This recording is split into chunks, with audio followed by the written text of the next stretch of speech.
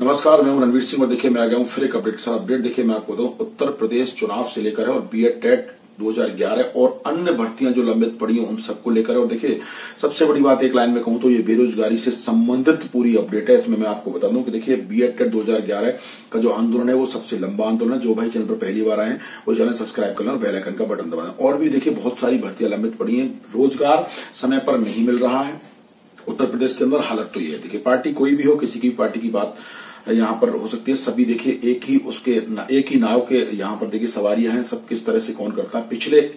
देखिए यहाँ पर पिछली बार जो बीजेपी आई थी 305 सीटों को लेकर देखिए योगी आदित्यनाथ जी ने यहाँ पर सरकार बनाई थी। ये सब चीजें मैं मीडिया रिपोर्ट के आधार पर आपसे कहने वाला हूँ। देखिए और सेकंड नंबर पर जो दल रहा था वो कौन सा दल रहा था, यहाँ पर देखिए आपका सपा रहा था 46 सीटें। ठीक है, इस तरह से देखिए यहाँ पर टोटल सीटें आपकी बीजेपी की 305 आई थी। लेकिन इस बार मैं ये नहीं बताऊंगा कि सबसे ज्यादा सीटें किसकी आ रही हैं। ठीक है, क्योंकि मैं डिस्क्रिप्शन में एक लिंक दूंगा, उस लिंक के आधार पर ये पूरा जो सर्वे हुआ है विधानसभा चुनाव का उत्तर प्रदेश का जो अभी आने वाले टाइम में, ये तो मैंने आपको पुराना बताया कि जब वो मुख्यमंत्री बनकर आए थे, तो उसमें देखिए यहाँ पर बीजेपी क्लियर है उस सर्वे के अंदर कि बीजेपी यहाँ पर सरकार बनाती हुई बिल्कुल नहीं दिख रही है। क्योंकि देखिए यहाँ पर बेरोजगार साथियों को काफी परेशान किया गया है, कई सारे पेंडिंग मामले हैं वो आज तक नहीं निपटे, वादा करके मुकर जाते हैं।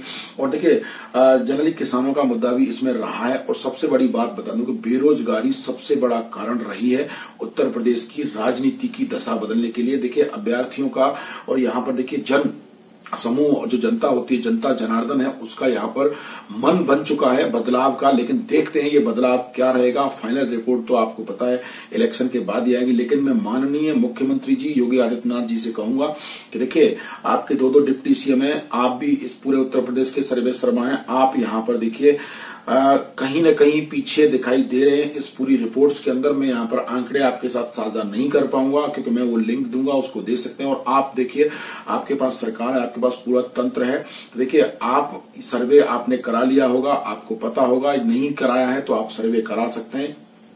और देखिए 99% तो आपने सर्वे करा लिया होगा, आपको भी पता होगा कि हम कितने पानी में हैं।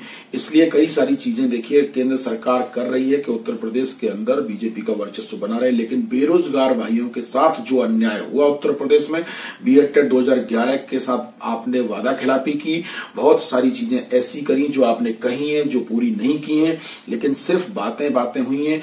उन सबका प्रभाव पूरे प्रदेश पर पड़ा है। और देखिए प्रदेश को 4 हिस्सों में बांटकर आप सर्वे करा लीजिए, आपके सामने आंकड़े होंगे। मैं क्लियर आंकड़े यहां नहीं बता पाऊंगा क्योंकि देखिए मैं सिर्फ ये कहूंगा कि बीजेपी जीत का जो आंकड़ा है उसको नहीं छू रही है। और देखिए बीएड टेट 2011 के अभ्यर्थियों ने भी ऐलान कर दिया है कि प्रत्येक विधानसभा में 50,000 सीटों को प्रभावित करेंगे। तो अब आप सोच लीजिए 50,000 सीटों को प्रभावित करेंगे तो क्या स्थिति रहेगी, जीत किसकी होगी, हार किसकी होगी, ये आंकड़ा तय करेगा। और देखिए ये सारी चीजें चुनाव के बाद ही तय होंगी। मैं अभी इसमें ज्यादा कुछ नहीं कहूंगा। लेकिन बीएड टेट 2011 जिंदाबाद, ऐसा पूरे प्रदेश के अंदर एक नारा गूंज रहा है। अभ्यर्थी बेरोजगारी से ज्यादा परेशान है क्योंकि देखिए पढ़ाई लिखाई की, इतना पैसा खर्च किया, मेहनत की, तैयारी की और देखिए फिर परीक्षाएं भी पास की और समय पर उनको बहुतों को नियुक्तियां नहीं मिली हैं, बहुतों की परीक्षाएं अटकी पड़ी हैं, बहुतों के मामले कोर्ट चले गए, कोर्ट से फिर वापस सरकार के पास आ गए, कोर्ट ने भी आदेश दिए, सरकार चाहे तो न्याय कर सकती है, इसमें निर्णय ले सकती है, लेकिन सरकार भी हाथ पर हाथ धरी बैठी रही। तो इस तरह देखिए यूपी इलेक्शन है ना, इलेक्शन के बाद जो रिजल्ट निकल कर आएगा उसमें हम कह नहीं सकते किस तरह का रिजल्ट निकल के आएगा। लेकिन मैं ये भी नहीं कहूंगा कि सरकार किसकी बनने जा रही है उत्तर प्रदेश के अंदर। लेकिन बदलाव उत्तर प्रदेश में इस बार होना है और बहुत तेजी से बदलाव होना है। देखिए अब आप आंकड़ा लगा सकते हैं कि उत्तर प्रदेश के अंदर सबसे ज्यादा वर्चस्व किन पार्टियों का है। पहला देखिए आपका वर्चस्व बीजेपी का, आपकी बीजेपी की सरकार है। सपा का वर्चस्व है। देखिए बीएसपी का कोई बहुत ज्यादा वर्चस्व यहाँ पर नहीं है। ठीक है, कांग्रेस का कोई बहुत ज्यादा वर्चस्व यहाँ पर नहीं है। ठीक है, अपना दल का देखिए यहाँ पर वर्चस्व बहुत ज्यादा नहीं है। लेकिन अगर ये चुनाव लड़ेंगे तो देखिए सपा के साथ गठबंधन का ऐसा कुछ है इनका। ठीक है, और देखिए 100 भाजपा का यहाँ पर कोई ऐसा कुछ है नहीं। निर्दलीय सीटें कितनी जाती हैं ये भी देखना पड़ेगा और देखिए नोटा पर कितनी वोटें आती हैं ये भी देखना पड़ेगा। तो ये देखिए पूरा जो यूथ है, जो युवा साथी हैं, बेरोजगार अभ्यर्थी हैं, जो युवा शक्ति है, जागो युवा जागो आंदोलन जो चल रहा है पूरे प्रदेश के अंदर, तो कहीं न कहीं देखिए युवा साथी जाग चुके हैं। वो चीजें अब नहीं होंगी जो अब तक होती आई हैं। एक मौका आपको दिया था, उस मौके को आपने देखिए यूथ के साथ नहीं जुड़े, आप बेरोजगारों के साथ नहीं जुड़े, आप रोजगार पर आप खड़े नहीं उतरे। बहुत सारी चीजें हैं। देखिए अभ्यर्थियों को क्या चाहिए, वोटर को क्या चाहिए, वोटर की क्या मांग होती है, वोटर की क्या डिमांड होती है, वोटर का जीवन कैसा होता है, एक आम आदमी की जिंदगी कैसी होती है, उस आम आदमी के जीवन को सरकार कैसे बदल सकती है, उसके लिए किस किस तरह की योजनाएं, और वो योजनाएं एक तो कागज में चल रही हैं और एक धरातल पर चल रही हैं, बहुत बड़ा फर्क होता है।